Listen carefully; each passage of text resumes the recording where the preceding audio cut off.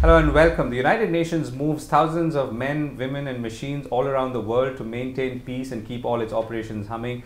The procurement contracts for all this effort runs into billions of dollars. Let's find out more as we speak to Yavar Khan, Chief Corporate Procurement at the United Nations Procurement Division. Mr. Khan, thank you very much for speaking with us. So walk us through what the logistics and the nature of your role in the UN is.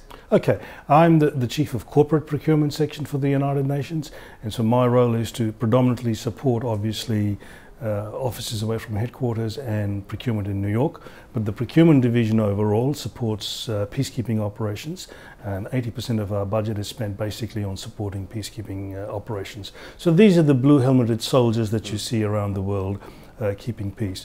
They have to be fed, they have to be housed, they have to have equipment, fuel, and our role is to make sure that we buy those for the end user. And what are you doing in India specifically in this area? Well, part of the mandate of the General Assembly to us is to encourage and further enhance the vendors from developing countries and countries with economies in transition.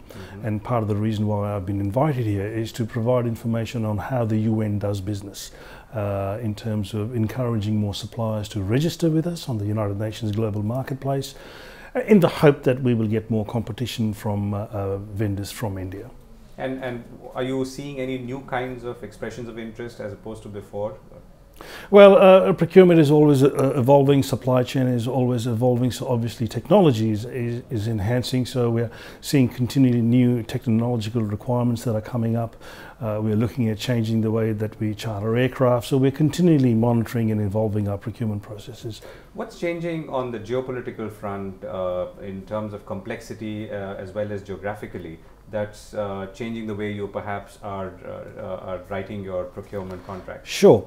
I think in the last 5 years we've moved away from sort of single sourcing to more through life support, logistic supports, more coherent large contracts where we ask one vendor to be able to provide a lot of services rather than in the old days maybe 10 or 20 suppliers. We've also further enhanced what we call systems contracts, where we've placed large systems contracts so we can just draw down on them when there's a requirement.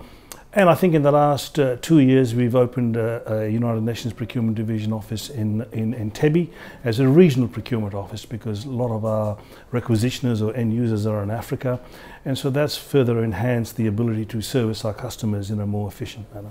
What about Asia?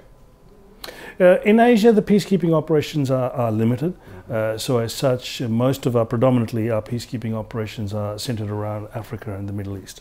Right. And the kind of challenges you face on ground today, or your peacekeeping forces face, are they changing at all, or are they more or less the same kind of challenges that they've always faced? I think they're similar challenges, basically in terms of logistics. In some countries the infrastructure isn't there, or it's not sufficient enough, so it takes time for the goods and services to be moved to the end user. And what are the challenges that you see ahead as perhaps there are geopolitical shifts or new demands on peacekeeping forces? Well, I think that's always the challenge, which is the new peacekeeping operation. We never know when it's happening. It's not something that's planned for. Sure. And therefore we have to be ready, and we have to make sure that we have appropriate contracts in place that should the Security Council or the UN mandate that there is a new peacekeeping mission, that we can react quickly and help the end user. So let me put a slightly different question. In the manner that you are supplying to peacekeeping forces all over the world, is the world becoming a safer place?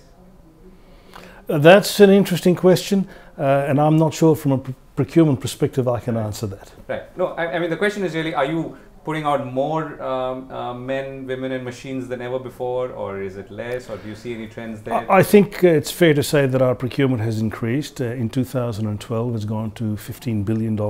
That is procurement for the whole of the UN system. But when we look at our procurement for the peacekeeping operations or for the United Nations Procurement Division, it has gone down. I think just from over 3 billion to 2.9 billion. And that could be, well, because of efficiencies and things like that. So it's a difficult issue to discuss and comment on. What do you love most about your job? I think that what I love is not knowing what's going to happen tomorrow. Because every day is a new day in the UN, and you really don't know what you're going to be required, or where the next emergency might be, or what the next issue might be. Yavar Khan, thank you very much for speaking with us. Thank you very much.